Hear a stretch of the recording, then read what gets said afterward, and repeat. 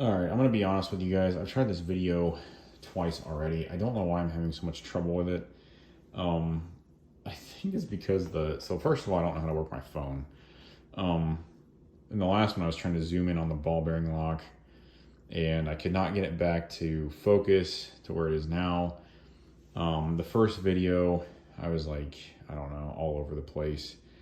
Um, so third time's a charm. So this is the Spyderco Phoenix, which is a really cool knife that doesn't really get a lot of attention. I don't see these come up for sale on the secondary market very often, and I'm guessing they probably haven't been super popular direct from Spyderco either, or in retailers. I know at Blademan's Knife Shop, I don't think he has any of them, and he carries a lot of Spyderco models.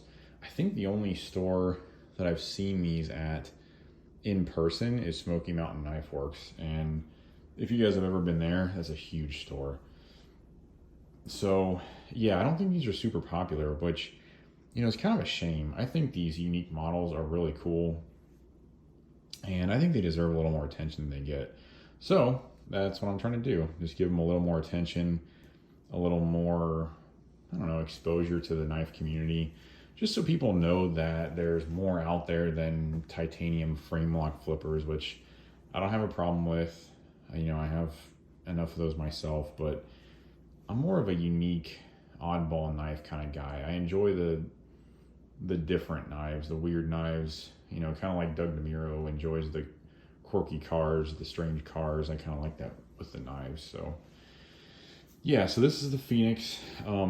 Many thanks to Kyle Mason again for sending this in for review. And I say again because he loaned me the Demco 8020 Slim.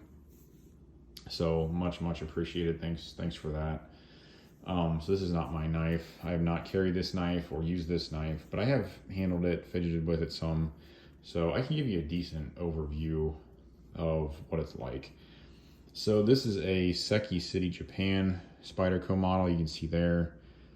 It is VG10 steel, which most of the knives out of Spyderco's Japan facility use VG10 steel. I don't really know why. It's okay, but when you're looking at $300,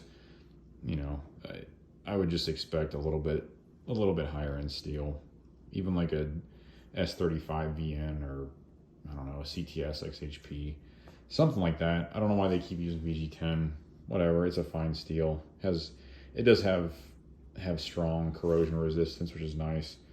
So this is a Howard Vale design, and you can see his mark right there on the blade, which is really cool actually.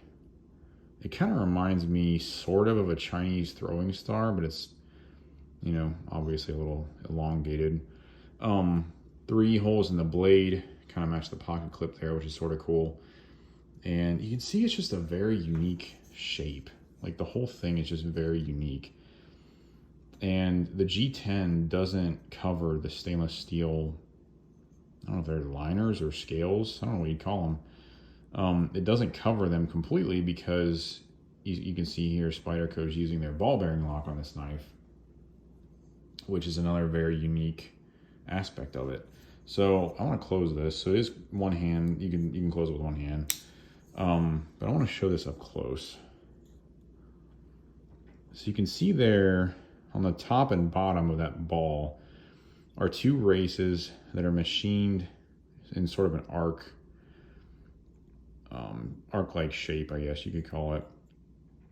So the idea with the ball bearing lock is this ball sits in those races, which keeps it from popping out either of the sides, and then it rests against this spring-loaded plunger at the back, and then the blade here in the front.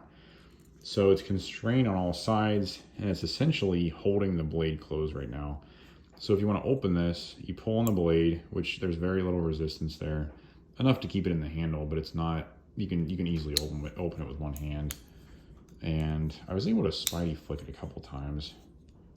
Yeah, you can Spidey flick it. So when you open it, you're essentially pushing that ball back and compressing that spring.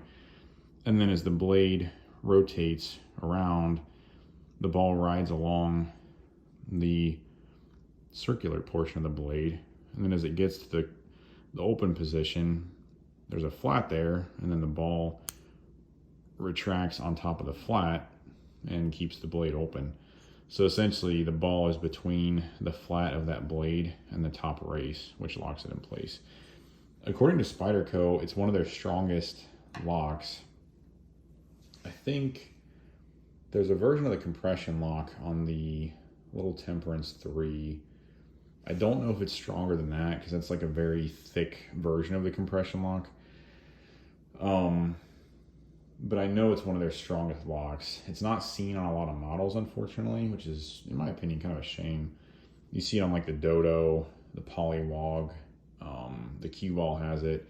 Some of the models have the white ball. Some use the stainless steel like this. I think the white is a ceramic ball. But it's a really cool lock design and very, very unique. And it's pretty easy to operate. I mean, you can see there I could Spidey flick it, and then one hand closure is pretty straightforward. You just pull the ball back and you kind of flick it a little bit, and you can finish closing it with your hand. So yeah, it's a cool design. Don't see it very often.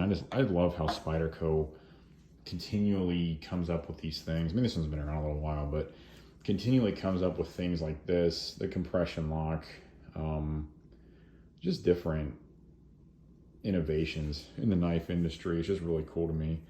So pocket clip, not super impressed with. I don't know if this one's been carried. You can see here it does not rest against the G10. Maybe it didn't come from the factory that way. The G10 looks nice and it's machined well. It's pretty smooth.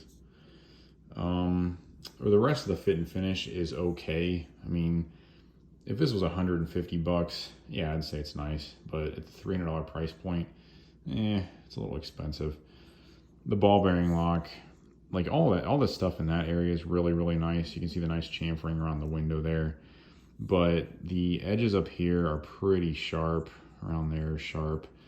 The Spidey hole is pretty sharp. The centering is extremely nice. You can see there it's pretty much perfectly centered.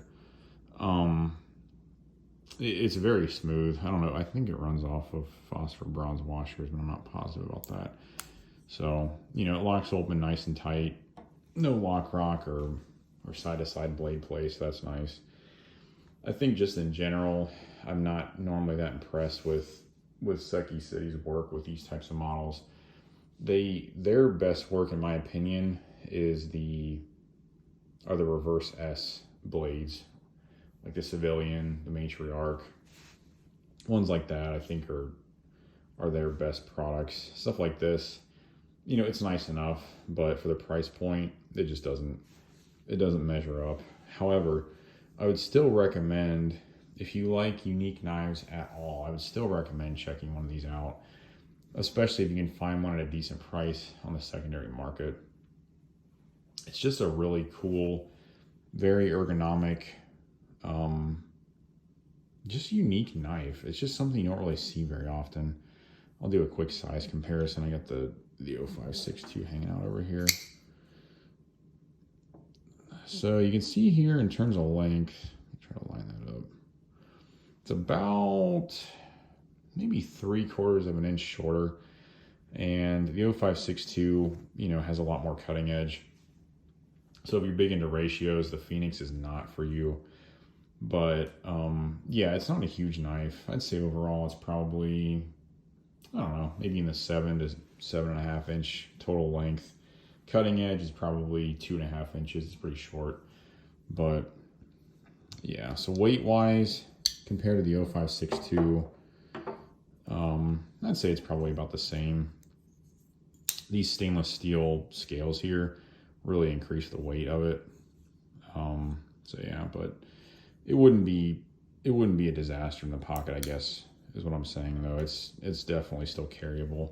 It's just the pocket clip kind of lets it down. I mean, you can see too, you're gonna have that much of the knife sticking out of your pocket. It's just not a very impressive clip or usable. I mean, it's usable enough, but yeah, so anyway, this is almost 10 minutes. Very cool knife. Thanks again to Kyle for sending it in. Again, check one of these out if you haven't. At least go to a store and handle one. I think you'll be one over, especially if you like the unique stuff. And yeah, if you have any comments, leave them below, or questions, feel free to ask. Please like and subscribe to my channel if you haven't, and I will be putting up plenty more videos of unique knives. I actually have a couple that came in the past week. So anyway, have a good rest of the day, guys, and we'll talk to you on the next one. See ya.